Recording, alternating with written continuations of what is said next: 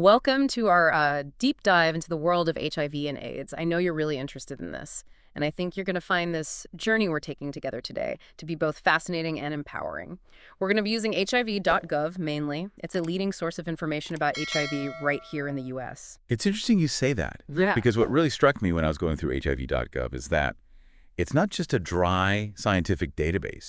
There are a ton of resources and programs offered nationwide. Yeah. It really shows their commitment to tackling HIV and AIDS on a national level, which I think is really encouraging. Okay, so before we get into the resources, let's start with the basics. What exactly is HIV? HIV stands for Human Immunodeficiency Virus.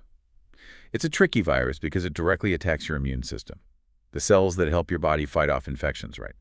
So HIV weakens your defenses and leaves you vulnerable to all sorts of other illnesses. So does that mean if you have HIV, any little cold could become, like, super serious? Well, it's not quite that simple. Yeah. But you're getting the idea. HIV spreads through certain bodily fluids, mainly through unprotected sex or sharing needles.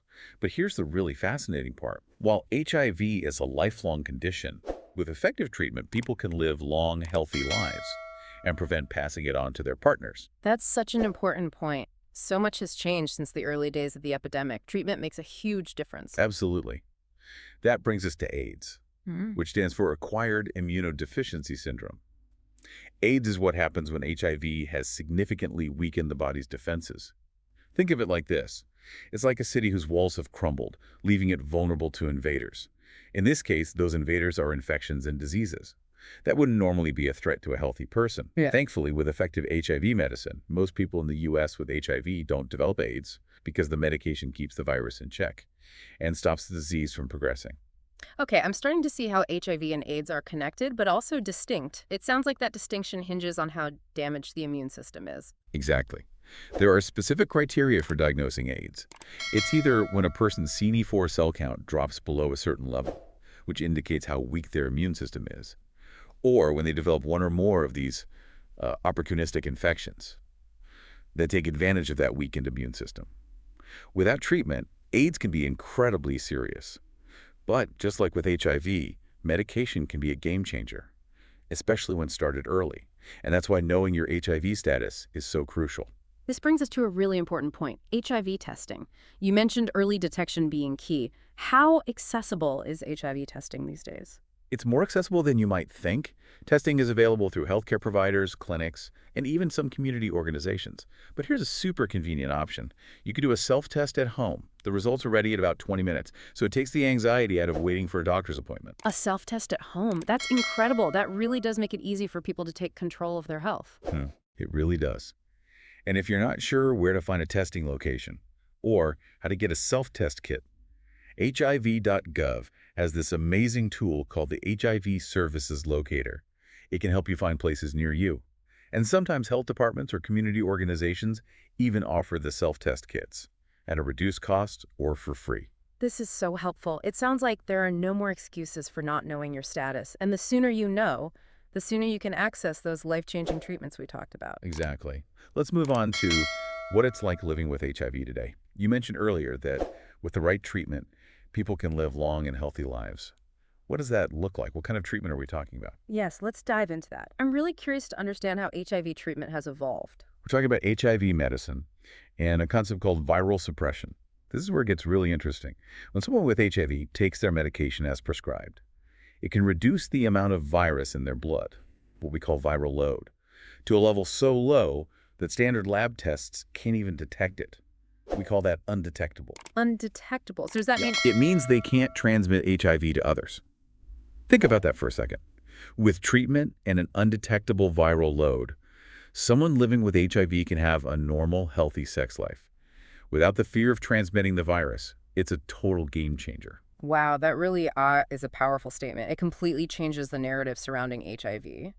But what about preventing HIV in the first place? What options are out there for people who don't have HIV but want to stay protected? There's been some incredible progress on that front, too. There's PIEP, which stands for pre-exposure prophylaxis. It's a medication that people who are at risk of HIV can take to significantly reduce their chances of getting infected, whether it's through sex or injection drug use. It's like having an extra layer of protection. For PAP, I've definitely heard about that. It seems to be getting a lot of attention, and for good reason. Are there other preventative measures besides PrEP? There's also PEP, or post-exposure prophylaxis. PEP is for those situations where someone thinks they may have been exposed to HIV. It's a medication that needs to be started within 72 hours of potential exposure. Think of it like an emergency brake, designed to stop the virus from taking hold. So it's not a regular form of prevention like PrEP, but a kind of safety net in case of potential exposure. That's a great way to put it. And it highlights the fact that we actually have a lot of different tools in our arsenal now, both for treatment and prevention. That's amazing. It sounds like there's a lot of hope for the future of HIV prevention and care. Absolutely. And that's something we'll explore further in the next part of our deep dive. Excellent. So much to unpack. We'll be right back with more on HIV and AIDS after a quick break. We've covered a lot of ground so far. From understanding what HIV is, to exploring the latest advancements in treatment and prevention, I'm already feeling so much more informed. But one thing that always comes to mind when we talk about HIV is the stigma surrounding it. It feels like that's something we need to address head on. Absolutely. It's been fascinating to me going through HIV.gov how much attention they give to addressing HIV-related stigma. You're right, we can't just talk about the science. We have to talk about the social impact as well. Because that stigma is so real, isn't it? It can prevent people from getting tested, seeking treatment, or even talking to their loved ones about it. It creates this culture of fear and silence, which really doesn't help anyone. What we have to remember is that HIV doesn't discriminate. It can affect anyone, regardless of who they are, what they believe, or what they do. So how do we combat this stigma? What can we do as individuals to make a difference? I mean, it feels like such a big issue. I think education is our most powerful tool. The more we understand about HIV, how it's transmitted, how it's treated, and how people live healthy lives with it, the less likely we are to buy into those harmful stereotypes and misconceptions. That makes a lot of sense. Knowledge really is power. It can help us challenge misinformation when we see it and support people who are affected by HIV. Exactly. And it's about starting conversations, not shying away from them. HIV.gov has a whole section on standing up to stigma with personal stories and resources. It's really worth checking out. I'll definitely be diving into that. It's incredible to think how far we've come in terms of understanding and managing HIV.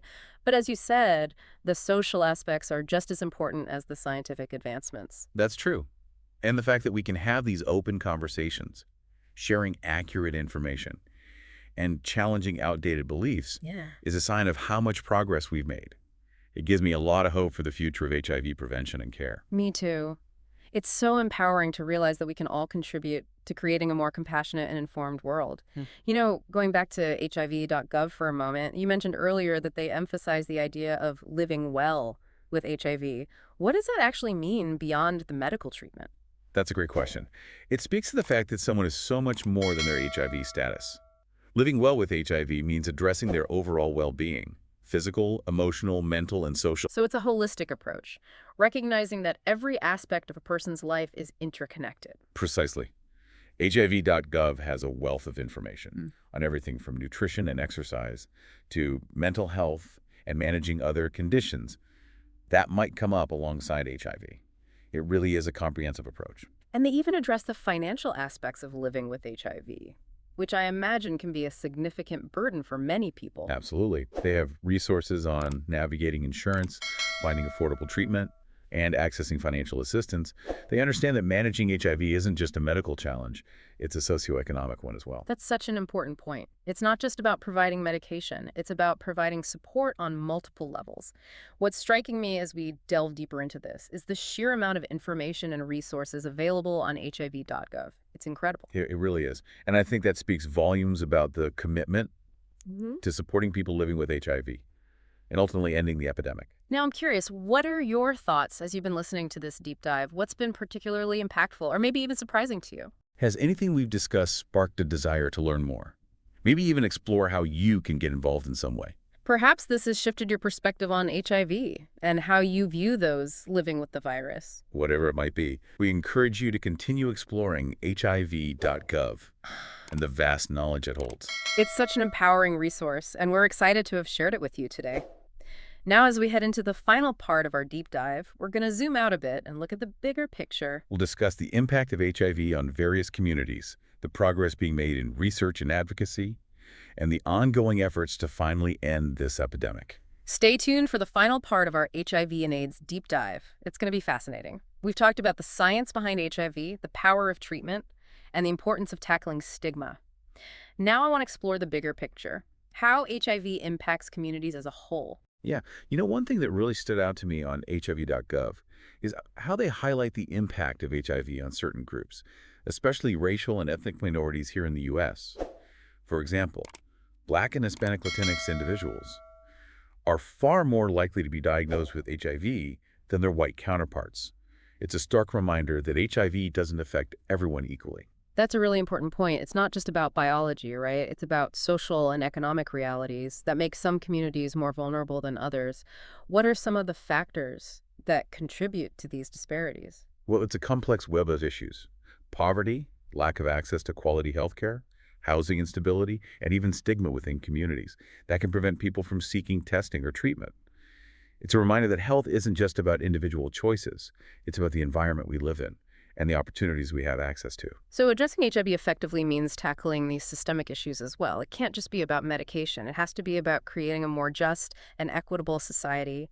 Exactly. And, on that note, I was really encouraged to see that HIV.gov highlights initiatives like the Ending the HIV Epidemic Plan. This plan aims to reduce new HIV infections in the U.S. by 90% by the year 2030. Wow, 90%. That's a seriously ambitious goal. What are some of the key strategies they're using to achieve that? Well, it's a multi-pronged approach, increasing access to testing, making pre-PP more widely available, and ensuring that people who are diagnosed with HIV can start treatment quickly. It's all about meeting people where they are and providing the support they need to stay healthy. It sounds like a really proactive and comprehensive plan. It's great to know that these kinds of efforts are being made on a national level. What about the research front? Are there any exciting developments on the horizon? There's always something new happening in HIV research. While a cure is still something we're working towards, scientists are exploring some promising avenues, like gene therapy and long-acting injectable medications. Imagine a future where HIV treatment is even simpler and less disruptive to people's lives. That would be incredible. It feels like we're on the cusp of some major breakthroughs. But as you said earlier, it's not just about science. It's about advocacy and activism as well. We need to keep pushing for increased funding, equitable access to care, and a world where HIV stigma is a thing of the past. Absolutely. It's a collective effort. And that brings us back to you, our listener. As we wrap up this deep dive, what are you taking away from this conversation? What's resonated with you the most? Has this sparked a desire to learn more, to get involved in advocacy, or even just to start conversations about HIV with your friends and family? We hope this deep dive has equipped you with knowledge, fostered a sense of empathy, and maybe even ignited a spark of hope for a future where HIV is no longer a public health crisis. It's been a privilege to unpack this topic with you. Remember, information is power. By sharing what we've learned, we can help break down barriers and create a more informed and compassionate world. And as always, we encourage you to continue exploring HIV.gov and all the valuable resources it offers. Until next time, keep learning, keep questioning, and keep the conversation going during the school.